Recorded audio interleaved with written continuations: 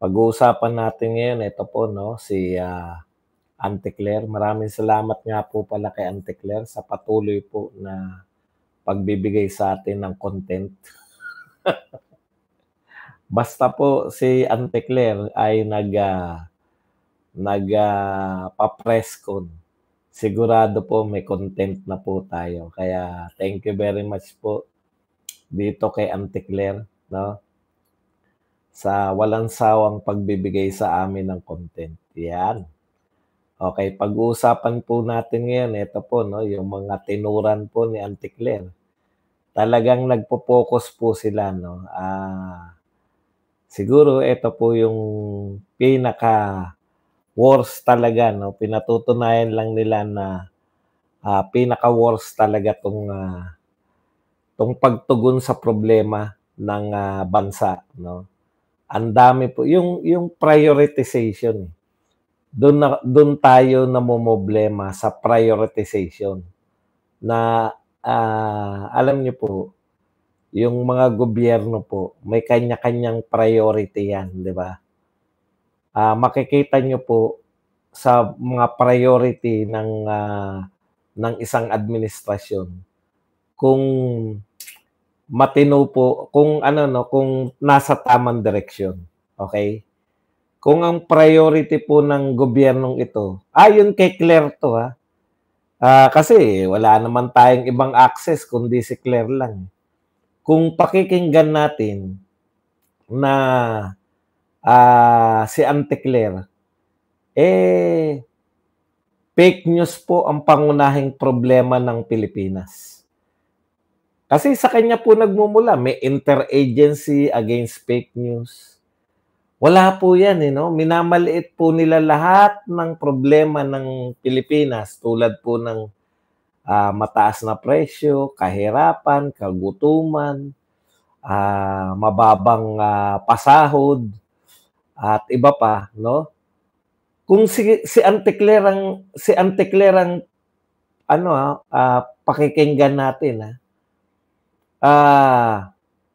yun yung lumalabas no? Fake news ang pangunahing problema natin. Pag nalutas natin yung pagpapalaganap ng fake news, wala nang problema ang Pilipinas. Grabe, no? Pinabulaan na sinisi po ni Auntie Claire ang fake news sa pagbaba po ng rating ni Pangulong Marcos. Mas importante kay Auntie Claire yung fake news kaysa ibang suliranin, no? Kung makikinig ka nga kay Auntie Claire, ang direksyon ng bansa na to, labanan ng pangunahing problema. Matapos pong ipakita nila na ang pangunahing problema ay mga Duterte, napakulong, nakasuhan, nasampahan ng kaso sa impeachment, ma-realize natin na hindi pala. Nakakulong na si Duterte, hindi pala. Change ship na po ngayon. Iba na po ang nakikita nilang problema. Ang pupukusan po ng gobyerno ngayon, grabe, fake news. Yung mga fake news peddler, kaya pangunahin po si Roque. Yan po mga pag-uusapan natin, pero bago yan, kung bago ka pa lang dito sa ating channel, mag-subscribe ka na. Dahil ito lang ang tanging channel na may kinikilingan, may pinapanigan, una sa balita, huli sa impormasyon, kaya ano pang hinihintay nyo? Pindot na, okay? Alam nyo, nakakabahala to kasi first time ko pong nakarinig ng government official. Dati po, usually pag pinag-usapan po ng mga government official yung mga kinalaman sa survey, nagpapaliwanag po sila, no? Pinapaliwanag nila yung survey kung saan nagmumula yung mga posibleng dahilan ng pagbaba ng rating. Kung ang pinag-uusapan po ay pagbaba ng rating, ano ang posibleng dahilan, no? Kaya ako, duda na ako kay Auntie Claire. Ito bang mga sinasabi ni Auntie Claire, talaga bang ito ang posisyon ng gobyerno? Kasi ilang beses na po 'di ba? Doon na lang sa papadaluhin. Sabi ni Auntie Claire, papadaluhin. Biglang nagsalita si Bersamin na hindi papadaluhin. Diyan po sa hearing. Nakakaduda kasi for the first time po, nakakarinig tayo sa gobyernong ito. Ganun na po ba yung ating gobyerno? Kaya ako duda, usually, ito pong pag-question sa survey, lalo na yung 2,400 lang. Yan po ay kinu-question lang. Mga vlogger lang po nagko-question yan. Kami lang po di ba? Dahil kami, mga bias kami. Pag mga hindi pabor sa atin yung survey, kinu-question natin yung survey. Pero government to Gobyerno po to First time ko pong makarinig na tauhan po ng gobyerno, direkta, kinu-question yung survey. At hindi po ito pipitsugin survey yung kinu-question nila. Ang kinu-question nilang survey, yung isa po sa dalawang pinakamatagal nang nagsasurvey sa Pilipinas. Kumbaga may track record, hindi po ito ngayon lang nag-survey. No? Hindi po itong Pulse Asia, hindi po ito, kumbaga kung meron pong matatawag na kapitapitagan, yung kapanipaniwalang survey company, ito po yung Pulse Asia at SWS, hindi po dahil sa kaya lang dahil po sa tagal na nila. Pero yung i-dismiss mo outright, yung survey company, na ito ay opinion lang o hindi nagre-reflect ba tong sinasurvey nila sa totoong kaganapan? Hindi kaya sabi ko, ito ba talaga kaya si Auntie Claire? Sinabi sa kanya ng ni BBM yan na questionin yung resulta ng survey, no? Minsan sobrang bold. Hindi na ba scientific ang ating gobyerno ngayon? Ang pagtanaw sa survey, pag hindi pabor, ko-questionin. Nakakatakot po kasi yung mga sinasabi ni Auntie Claire. Di ba? Never po na may ganyan po. Lalo na kung Pulse Asia at saka SWS. Pinagpipitaganan po yan, no? Kami po, mga vlogger kami, syempre, question natin, very opinionated kami. Pero yung gobyerno mismo ang magko-question, hindi pa po nagaganap yan, lalo na po sa Pulse Asia, no? Wala pa pong government opisyal na pahayag ng gobyerno na kinwestiyon yung resulta ng Pulse Asia. Alam ko po yung mga tagapagsalita ng gobyerno noon, pag tinanong mo po kung bakit bumababa ang survey, nakakapagpaliwanag sila more or less. Ito po totally sinimulan po ni Auntie Claire yung pagdidiscuss ng tungkol sa survey na 2,400 lang yan. Yang sinurvey. Malaki na po yan. Yung iba nga po 1,000 lang. Pero pinalalabas nyo na nangunguna yung mga nasa pasok yung mga alyansa team. Kasi pag kinwestiyon na ni Auntie Claire, pag kinwestiyon mo na yung survey company, hindi mo na po pwede bilang gobyerno, hindi mo na po pwedeng i-quote yan na, alimbawa, sabihin niya, pasok marami pa rin sa alyansa. The same survey company na kinu-question mo, tapos ngayon, sasabihin mo na tama kung pabor sa'yo, tapos hindi po ginagawa ng gobyerno yan. No? Correct. Ganun ang lalabas. Na maraming pumapasok na alyansa, hindi rin dapat paniwalaan.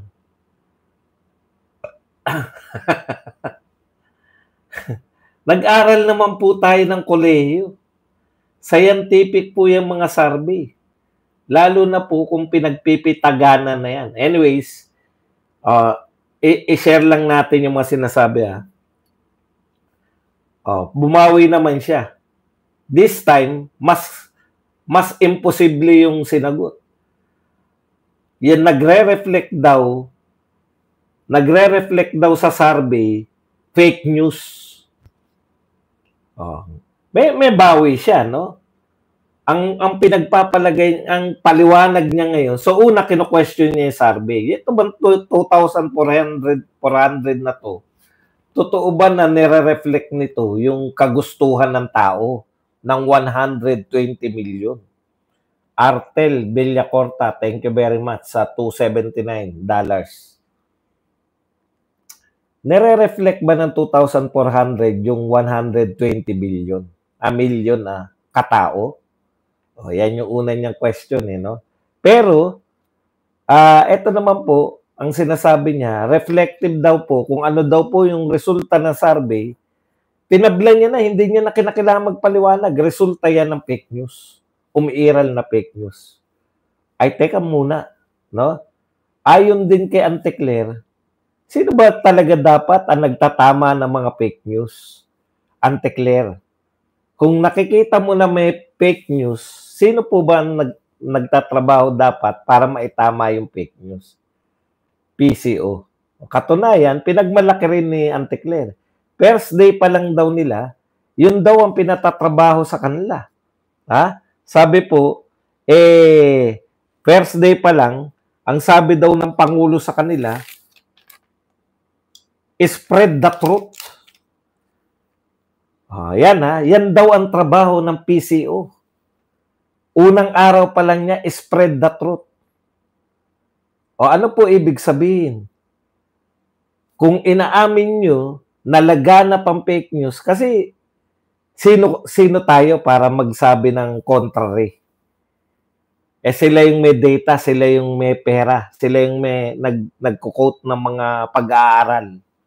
Kung totoo yan, Auntie Claire, na laganap ang fake news sa Pilipinas, ay teka muna, ano ba ang trabaho mo? Correct, ang trabaho mo, ayon sa'yo, first day nyo pa lang, babasahin ko yung sinabi mo, spread the truth, first day pa lang daw. So kung hindi mo na spread yung truth, at laganap pa rin ang fake news, hindi mo nagagampanan yung trabaho mo. Di ba? Ganun lang yun eh. Simple lang yan eh. Ikaw mismo ang umaamin na yung PCO, hindi kayo nakakagampan sa inyong mga trabaho. Okay. Mamaya po natin yan sa conclusion. Talaga bang may fake news? Talaga bang fake news yung nagpababa ng rating ni BBM? Siyempre, alam nyo yung mga reporter, kahit sabihin na natin na anti-Duterte karamihan ng mga to, nag-aral din po to ng 4 na taon. Hindi rin po nila masikmura na, ganun lang, fake news. Ano na lang ang silbi namin, mga reporter? Kung laganap ang fake news, sinasabi ni Auntie Claire, laganap ang fake news, kami ba fake news spreader din, mga reporter? Hindi ba kami truth spreader din kami? O di hindi rin yung nagagampanan yung trabaho ninyo? Kung kayo ay nagbabalita ng tama at sinasabi ni Auntie Claire na napakalawak ng fake news, sinasabi ng gobyerno na napakalawak ng fake news, hindi mo rin nagagampanan yung trabaho nyo sa press. Sasabihin, hindi na naniniwala sa amin yung tao. Bakit kaya? Bakit kaya hindi na naniniwala sa inyo yung tao? Di ba? Meron kayong mahihiwatigan dyan. Doon po sa mga sinasabi ng mga OFW, doon kasi malaya doon eh. Sa dahig, malaya sila nakakapanita eh. Ano sinasabi nila? Bias kayo. No? Hindi nyo naman nire-report yung totoong nangyayari. Kung ano lang yung gusto nyong i-report. Kung ano lang yung pumapabor sa kwento nyo, yun lang yung nire-report nyo. O, so dalawa po ang hindi nakakagampan. Kung totoong laganap ang fake news, ha? Kung totoong laganap ang fake news, hindi lang PCO, ha? Hindi lang PCO ang hindi nakakagampan ng kanyang trabaho, kundi yung mainstream media rin. Hindi rin nila nagagampanan kasi laganap yung fake news eh. Sila'y nagbabalita ng katotohanan. Ang tanong, bakit hindi pinaniniwalaan yung katotohanan na binabalitaan nyo? Kuno. Okay. Ngayon, eto po. Tinanong pa rin, di ba? Tinanong pa rin siya. Sabi po nung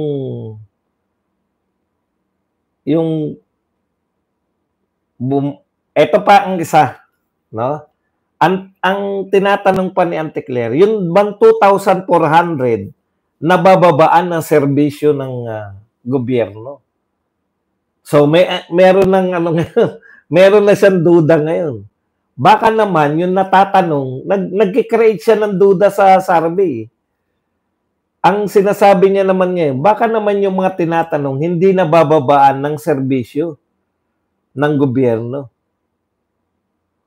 Pinapahamak mo na, Auntie Claire. Ibig sabihin, inaamin mo na rin na yung baka yung mga natanong hindi nabababaan ng serbisyo, kaya negative yung tingin nila kay BBM. Kaninong may kasalanan yun kung hindi nabababaan ng serbisyo? Ibig mo sabihin, namili yung taga Pulse Asia ng mga tinanong muna nila, ikaw ba ay nabigyan ka ng ayuda bago nila tinanong? Ayuda, correct. Yun lang kasi yung serbisyo nila, ayuda lang. Hindi ba reflective na naman din sa inyo yan? Kaya masarap to si Auntie Claire. Parang inihiwalay niya yung gobyerno. Parang ganito ang salita ni Auntie Claire. Yung gobyerno natin, maraming ginagawa. Hindi lang nalalaman ng tao kasi nabablock ng fake news. Talaga? Paano mong mabablock ng fake news? Halimbawa, tignan nyo. Hindi hindi po masarap na literal, na nabitin lang po yung sinasabi ko. Masarap magbigay ito si Auntie Claire ng mga pahayag. Nagkakaroon kami ng anong tawag doon? Ng instant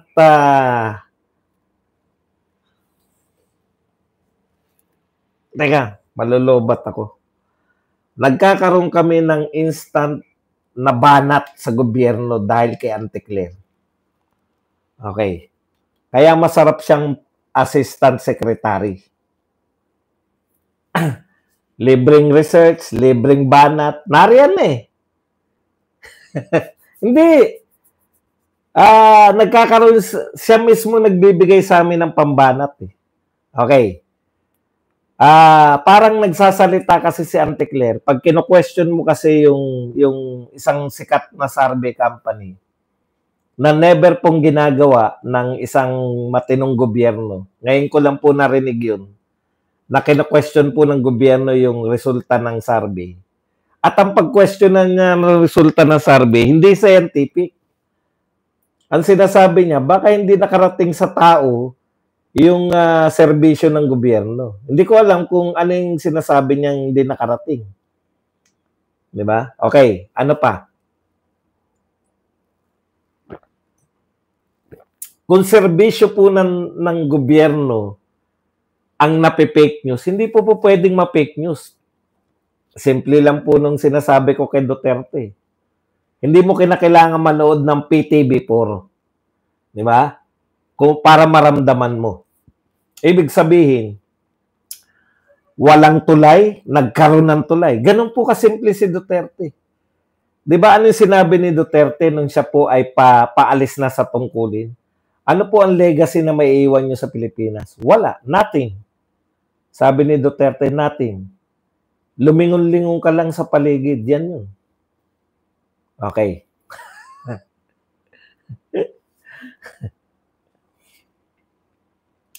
So sabi po ng nagbigay na po ayon po kay Holmes.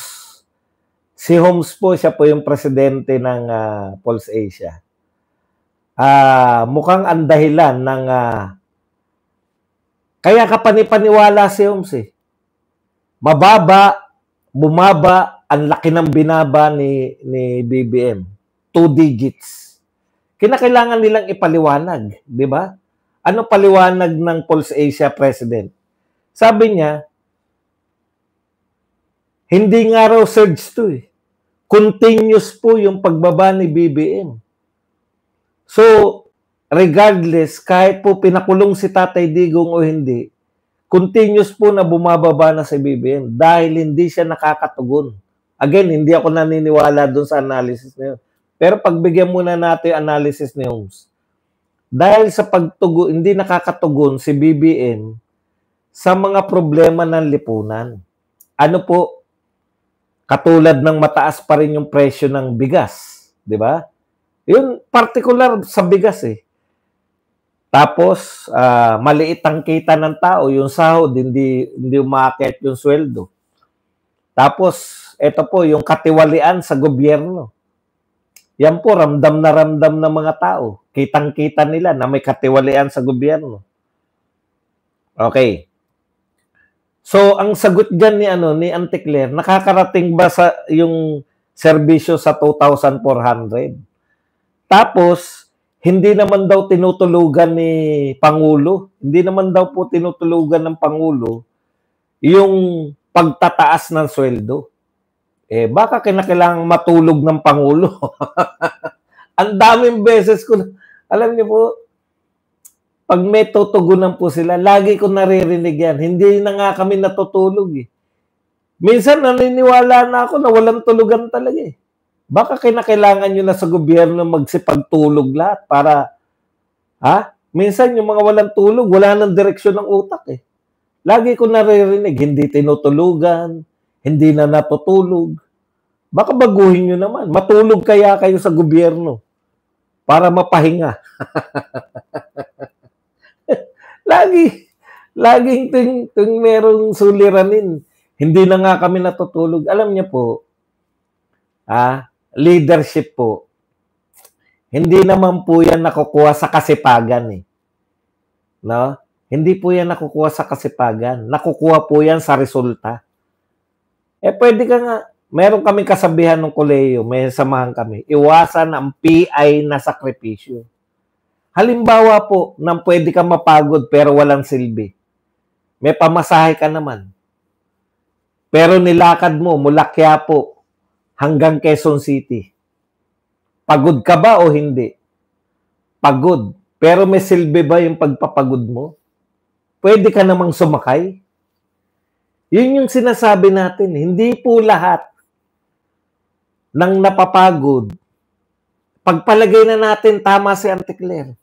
Trabaho ng trabaho ang Pangulo, hindi na natutulog. Pero ano po yung tinatrabaho?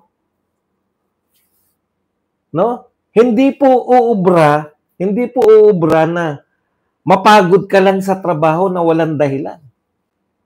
Kasi iwasan ang PI na sakripisyo. O pasimplihin pa natin, kasi yun parang yung binigay ko, halimbawa po, may dala kayo, na malengke kayo. No? May dala-dala kayong 10 kilo, 5 kilong bigas, 5 kilong baboy, isda, manok. 10 kilo yung dala-dala nyo. May tricycle naman.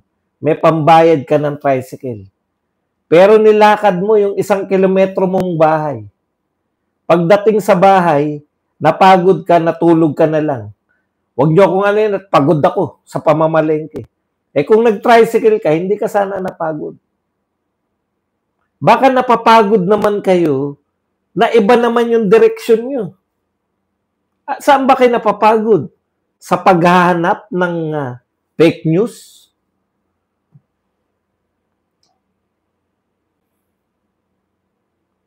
Yun yung sinasabi natin na na dapat yung trabaho naman ng gobyerno, hindi lang po sapat na mapagod. Dapat po yung tinatrabaho nyo naman ay nakakatugon talaga. Halimbawa po to, inisa-isa na ni Holmes yung mga tingin ng tao ay hindi natutugunan. Taas ng presyo ng bilihin. Sinasabi, mababa na inflation. Mataas pa rin po ang presyo ng bigas. Bigas lang po. Bigas lang po. Okay, imagine niyo kung bigas lang ang tutugunan mo. Mag-concentrate ka doon. Paano mapapababa ang presyo ng bigas? Ilaan mo yung pag-iisip mo doon. Hindi yung paano mo i-combat yung fake news tungkol sa pagtaas ng presyo ng bigas. Okay. Fake news po, kusa pong mamamatay yan. Kay Duterte po, hindi po umubra. Bine-fake news din po si Duterte nung siya ay presidente. Marami rin pong naninira kay Tatay Digong. Marami pong naninira kay Tatay Digong. Pero umubra ba? Hindi po. Kasi nagtatrabaho ng totoo. Laging nagsinasabi ni Antikler, nagtatrabaho po ang ating Pangulo, hindi po natutulog, hindi tinutulugan. Baka pwede naman kayo matulog para makapagtrabaho na maayos. Okay.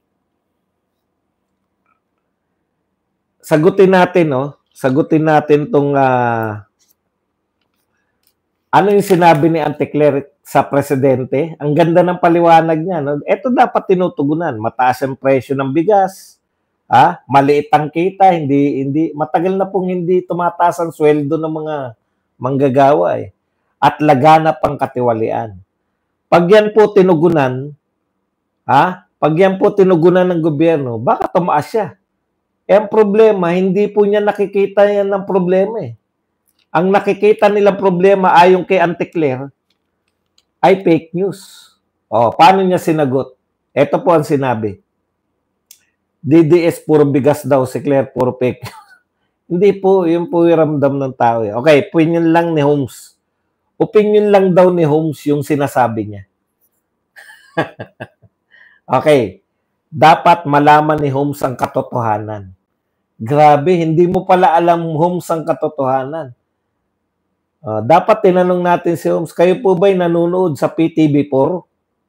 Doon lang daw malalaman yung katotohanan ayon kay Antikler At baka nasasapawan yung good news ng fake news.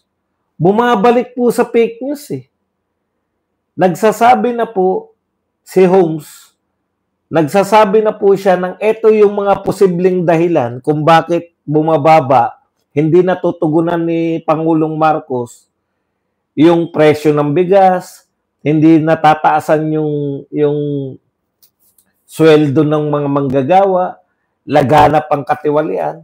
Baka daw yung good news kasi ay natatabunan ng fake news. Bumabalik pa rin si Antikler sa fake news ang dahilan. Wala talaga. Talagang fake news ayon sa kanila. Kung pakikinggan mo si Antikler, nasa heaven na tayo. Ang gobyerno natin, tama na lahat ng ginagawa. Kaya lang, natatabunan ng fake news. Okay, tignan po ninyo. Paano nyo po sinasagot yung fake news na yan? Halimbawa po, ito po, sa presyo ng bigas.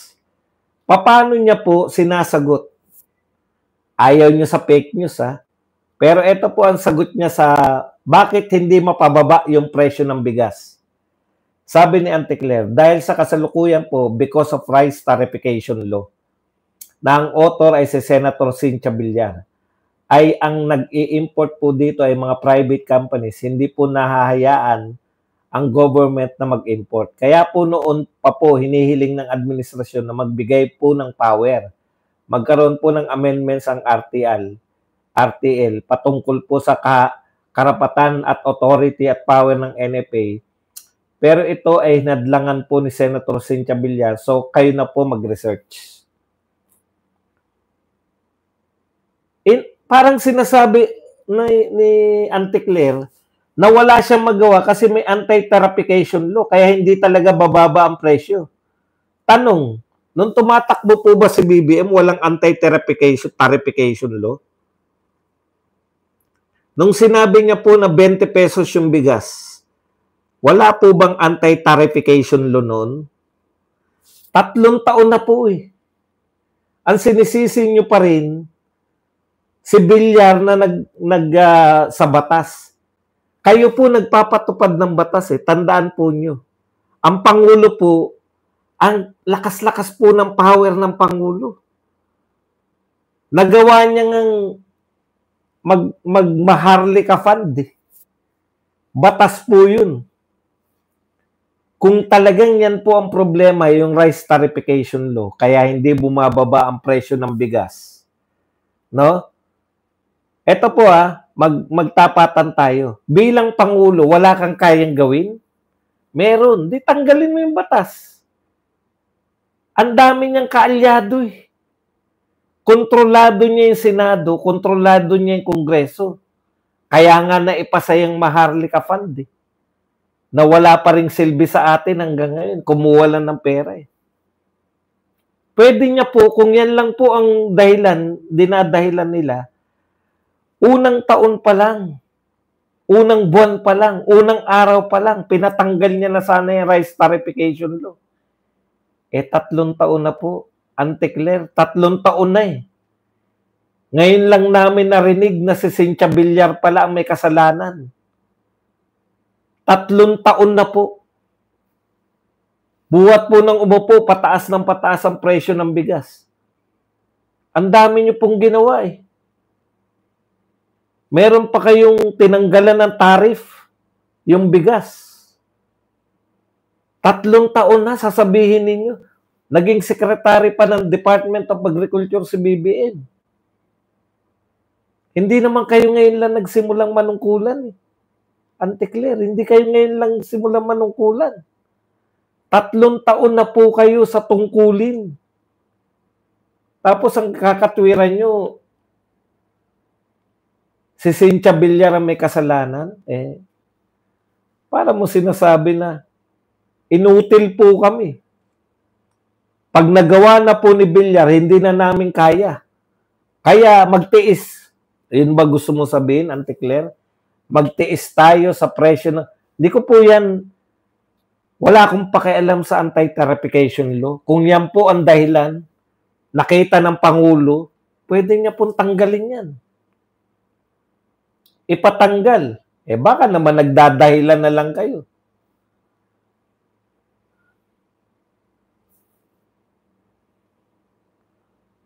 Kaya hindi po malulutas eh. Wala pong malulutas na problema to. Yan, kung totoo sa bagay, pagdududahan ba natin si Auntie Claire, tao ng gobyerno yan? Wala po kayong malulutas kasi naghahanap lang kayo ng masisisi. Yan po yung problema eh. Yan yung pagkakaiba talaga ng Duterte leadership at Marcos leadership. Sa Marcos leadership, wala kami magagawa kasi kasalanan niya ni Cynthia Villar, yung rice tarification law niya. Wala kami magagawa. Si Villar pala may kasalanan. Bakit pa tayo nagkaroon ng gobyerno? Kung wala kayong lulutasin na problema. Bakit nasabi ni Marcos na pwede niya maging 20 pesos yung bigas? Ngayon, 3 years. After sinabi na 20 pesos yung bigas, sasabihin nyo, walang solusyon dahil kasalanan ni Villar. Kawawa tayo talaga. Hindi ka nakakatulong, Auntie Claire, sa mga tao. Fake news ba yung sinasabi niya? Pag binalita ba natin yung sinabi ni Auntie Claire, fake news na tayo? Hindi po. Huwag niyong isisi sa fake news. Yun ang point ko. Huwag niyong isisi sa fake news kasi kayo ang nagsasabi. Okay. Ano pa? Ano pang sinasabi? Hirap na hirap ako rito. Hindi po nababahala ang Pangulo sa anumang rating sa survey. Ang Pangulo kahit anuman ang rating, mataas, mababa, magpapatuloy siya sa kanyang trabaho. Kung hindi po kayo nababahala sa bumababang rating, Parang ang sinasabi mo, Auntie Claire, na wala talagang pakialam ang Pangulo sa, yun yung sinasabi natin eh. Baka naman, trabaho kayo ng trabaho, pero hindi naman tumutugon yung ginagawa nyo. Halimbawa, balik tayo sa presyo ng bigas. Sabi mo nga, may kasalanan si Cynthia Villar. So, wala na kayong gagawin kasi natukoy nyo na yung may kasalanan.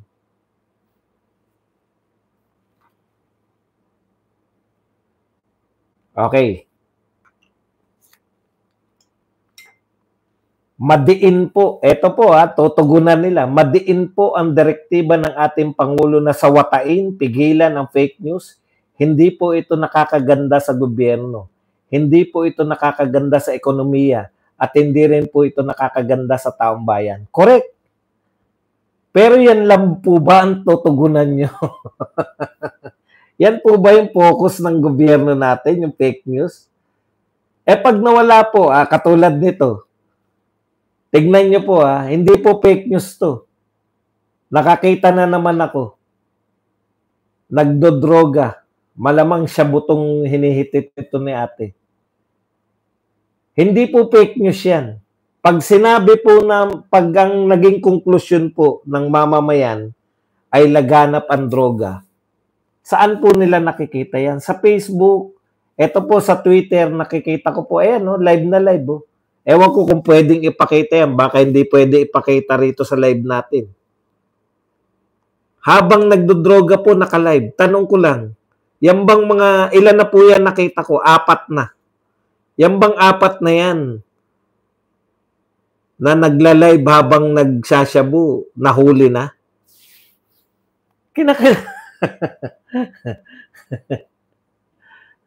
Okay. Ito po, may tinanong po kay Auntie Claire tungkol kay Harry Roque. Sinabi raw po ni Harry Roque na sana si Amy, total kapatid niya yan, alam niya na nagdodroga, di ba? Sana kumanta si Amy. Ano po sagot ni Auntie Claire? Baka na, ito po ang sabi ni Auntie Claire. Ito ang kaibahan ng ating hindi po yan. Yung sinabi niya po na si Harry Roque ay isang fake news peddler. Di ba? Sabi niya, si Harry Roque, di ba, matatawag na nating fake news peddler dahil doon sa isa raw siya di umano sa nagpakalat ng video. Sinabi niya yun, fake news peddler, matatawag ng fake news peddler. Tapos, may nagtanong naman, bakit hindi nyo po i-request si Harry Roque sa Interpol, di ba? Kasi na-request nga nila yung dating presidente. Ang sabi po ni Auntie Claire, bakit hindi ma-request? Kasi ito ang kaibahan ng ating administrasyon sa kasalukuyang administrasyon. Binibigyan natin ang bawat suspect correspondence ng due process.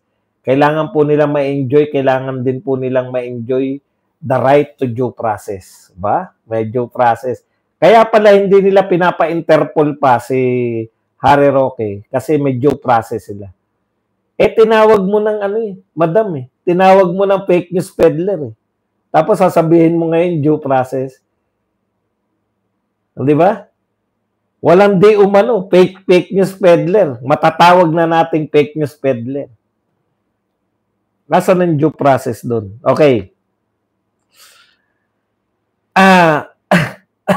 Alam niyo po, sa totoo, bukang bibig ngayon yung fake news. Ito po ang tinuturong salarin kung bakit bumababa yung rating ni BBM. Ang tanong, ano po ba yung fake news na naganap nung March? Ano po yung lumaganap na fake news na naganap netong March? Kasi sinasabi ng reporter ito pong rating na to naganap after na mahuli si Tatay Digong. Yun yung kino-question sa kanya. May ugnayan ba yun? Ini-ignore nila Ang napupuna ko, hindi po nila sinisisi sa pagbaba ng rating ni BBM yung ginawa nilang pagpapadakip kay kay Pangulong Duterte. Hindi po nila sinasabi na yun yung pangunahing dahilan. No? Ini-ignore po nila yung galit ng tao. Lahat po na nagsasalita ngayon, fake news ang dahilan at hindi yung si Tatay Digong pagpapakulong. Ngayon, tanong ko, ano po yung lumalaganap na fake news? Bakit po si BBM ay bumabagsak kung fake news po ang nagpapabagsak sa kanya? Sige po, pag-isipan po natin ng mga 5 minuto. Ano po yung nagpapabagsak kay BBM na fake news di umano? Tayo kasi simple lang. Si Tatay Digong, mahal na mahal ng taong bayan. Si Tatay Digong, nakilala ng tao bilang the best president. No? The best president si Tatay Digong. Tapos pinakulong. Nasaksihan po natin. Hindi nabigyan ng due process. Nasaksihan po natin. Yung di umano ay pag-kidnap. Yun daw yung right term dun. Kidnapping yung naganap. Ayon sa mga abogado. Kinidnap si Tatay Digong. Dinala sa The Hague, Netherlands. Yun po. Tapos sumunod po niyan yung kabi-kabilang rally. Kabi-kabila pong pagsasama-sama ng tao sa buong mundo. Sa tingin nyo, hindi naka-apekto yun sa pagbaba na rating? Alam nyo kung bakit? Hindi nila maamin na yung pagdadakip kay Tatay Digong kasi pinagmamalaki nila yan na yan po ay magandang ginawa ng gobyerno. Kaya hindi po nila pwedeng sabihin ngayon na ang dahilan ng pagbaba na rating ni BBM ay yung maganda nilang ginawa na pagpapadakip kay Tatay Digong. Magkukontra yun sa kanilang mga pinepresent sa tao. Kaya maraming salamat, Auntie Claire, kasi ikaw talaga kung meron talaga nagpababa kay BBM, hindi natin alam kung nag-coincidence lang, no? Hindi natin alam kung coincidence lang na buhat nung napunta ka dyan ay bumulusok pababa yung rating ni BBM o na-tsempo lang na ikaw yung nagiging spokesperson. Kaya lang, ano't ano man ang, hindi man ikaw ang dahilan ng pagbulusok ng rating ni BBM, hindi mo naman napigilan. Sa makatwid, hindi ka nakakagampan sa trabaho mo na pabanguhin. Hindi si BBM, particular, pabanguhin yung gobyerno sa tao. In fact, ikaw yung nagiging rallying cry ng mga tao na kaya lalong magalit sa gobyerno. Yan lang po ang ating topic. Pwede na po kayo magtanong, pwede na po kayo magbigay ng reaksyon. Dahil wala